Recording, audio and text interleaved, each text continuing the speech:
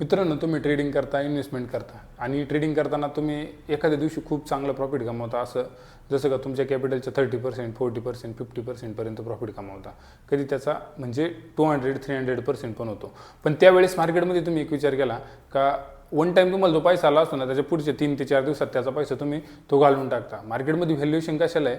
Consistent प्रॉफिटला आहे, one time प्रॉफिटला नाही. एकदा प्रॉफिट झाला म्हणजे तुम्ही वाघ झाला असं जर तुम्हाला वाटत असेल तर ते एकदम चुकीचं आहे. आणि दुसरं, मार्केटमध्ये कोण टिकतं? भले प्रॉफिट असू दे, लॉस असू दे, पण तो कन्सिस्टंट असणं गरजेचं आहे. म्हणजे तुमचा रिस्क रिवॉर्ड रेशो मेंटेन करून तुम्ही किती कन्सिस्टंट प्रॉफिटेबल ट्रेडर राहतात.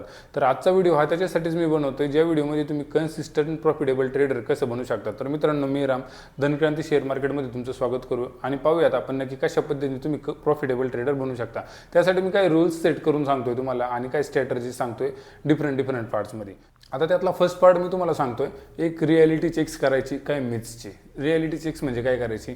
आपण ट्रेड घेतोय आणि ट्रेड घेतल्यानंतर एक दिवस आपल्याला प्रॉफिट होतोय आणि दुसऱ्या दिवशी लॉस होतोय, परत तिसऱ्या दिवशी तुम्ही लॉस करताय, परत चौथ्या दिवशी प्रॉफिट करताय.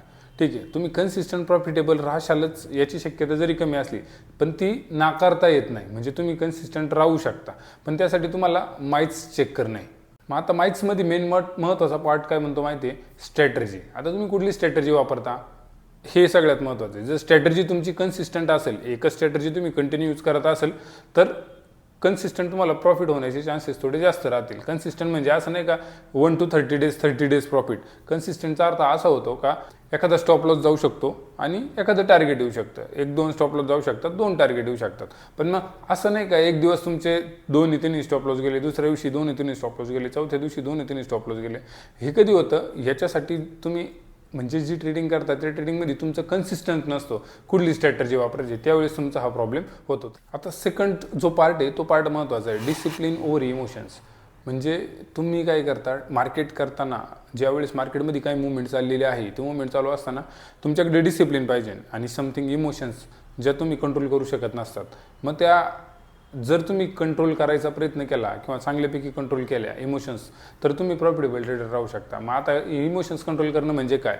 सपोज तुम्ही टार्गेट लावलेले 2000 पॉईंट किंवा 2000 रुपीजचं, 2000 रुपयाचं तुम्ही टार्गेट लावले, पण त्या दिवशी तुम्हाला 2000 रुपये भेटल्यानंतर सुद्धा तुम्ही मार्केटमध्ये थांबताय का 2200 आले, 2400 आलेत, पण मग तुम्ही तो स्टॉप लॉस सेट नाही करत आहे किंवा तो ट्रेल नाही करत आहे 2000पर्यंत, त्यावेळेस परत तो झिरो होण्याचे चान्सेस आहे, परत तो 1000 रुपयावर येण्याचे चान्सेस आहे, परत तो -1000 रुपये 2000-3000 रुपयावर जाण्याचे चान्सेस आहे. त्यावेळेस तुम्ही ट्रेल हा पॉईंट लक्षात ठेवा, स्टॉप लॉस ट्रेल करणं तुमच्या रिअल टार्गेटपर्यंत, तरच त्यावेळेस तुम्ही प्रॉफिटेबल राहण्याचे चान्सेस राहतील. म्हणजे एक इमोशन्स कंट्रोल होतील तुमच्या स्टॉप लॉस बरोबर.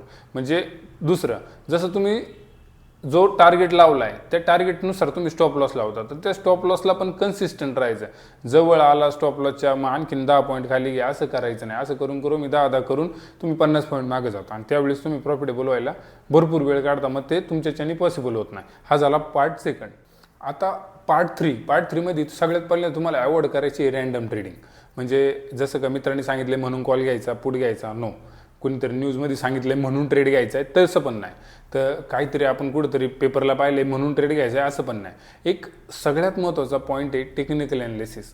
हा प्रॉपरली अंडरस्टँड करा टेक्निकल ॲनालिसिसमध्ये काय आहे आणि कशा पद्धतीने ते वर्किंग करतं. दुसरं, तुमचा प्रोसेस सेट करा. म्हणजे तुम्ही नक्की काय पाहताय, ट्रेडिंगमध्ये काय करताय, त्याचे तुमचे रूल सेट करा. ते रूल तुम्ही यूज करा आणि कंटिन्यू फॉलो करा. ओके, म्हणजे आता यांनी काय होणार आहे?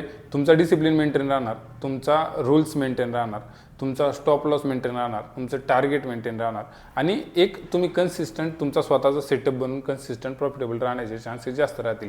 इवन स्टॉप लॉस मी म्हणतोय उडला तरी तो एक लिमिटेड असणार आहे, कारण तिथं तुम्ही काय मेंटेन करताय, रिस्क आणि रिवॉर्ड हे दोन्ही रेशो मेंटेन करताय, म्हणून तो तुम्हाला प्रॉफिटेबल राहू शकतो. जसं मी तुम्हाला म्हटलं ट्रेड ॲनालिसिस करा. मग ट्रेड ॲनालिसिस करा म्हणजे काय?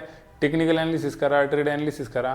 मग तो प्रॉपर ट्रेड तुम्ही जो घेतला आहे ना, तो प्रॉपर म्हणजे कसं आहे, तुम्हाला कॅन्डलस्टिक्स माहिती पाहिजे, पॅटर्न्स माहिती पाहिजे, तुम्हाला रिस्क रिवॉर्ड रेशो मेंटेन पाहिजे, तसं तुम्हाला ॲक्च्युअली चार्ट कसा वर्किंग करतो ते माहिती पाहिजे, सपोर्ट रेजिस्टन्स माहिती पाहिजे, डिमांड सप्लाय झोन माहिती पाहिजे. ह्या सगळ्या गोष्टी अंडरस्टँड करून घ्या. जमत नसेल तर आपली एक सिरीज आहे फ्रीमध्ये सिरीज आहे, त्या सिरीजवरती क्लिक करा.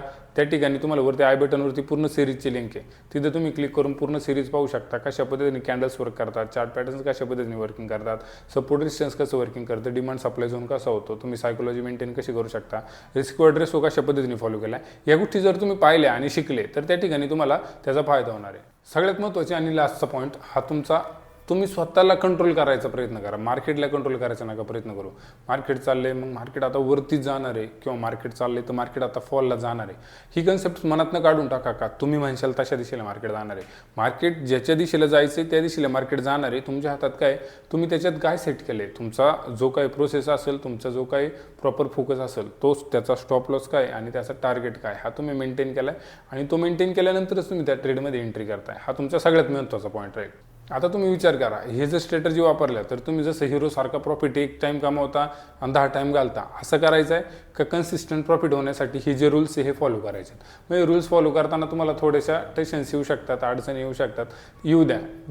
परत तुम्ही ज्या दिवशी तुमचा रूल ब्रेक होईल पहिल्या दिवसापासून स्ट्रॅटर्जी फॉलो करा, नक्की तुम्हाला त्याचा बेनिफिट होईल. आता नक्की तुम्ही कशा पद्धतीने ट्रेडिंग करताय, तुम्ही रेग्युलर प्रॉफिटमध्ये आहात का तुम्ही कन्सिस्टंट प्रॉफिटेबल ट्रेडर आहात किंवा नाही, हे तुम्ही खाली कमेंट बॉक्समध्ये सांगा. आणि अशाच नवनवीन व्हिडिओसाठी धनक्रांती यूट्यूब चॅनलला फॉलो करा. भेटू आपल्या पुढच्या व्हिडिओमध्ये. तोपर्यंत धन्यवाद.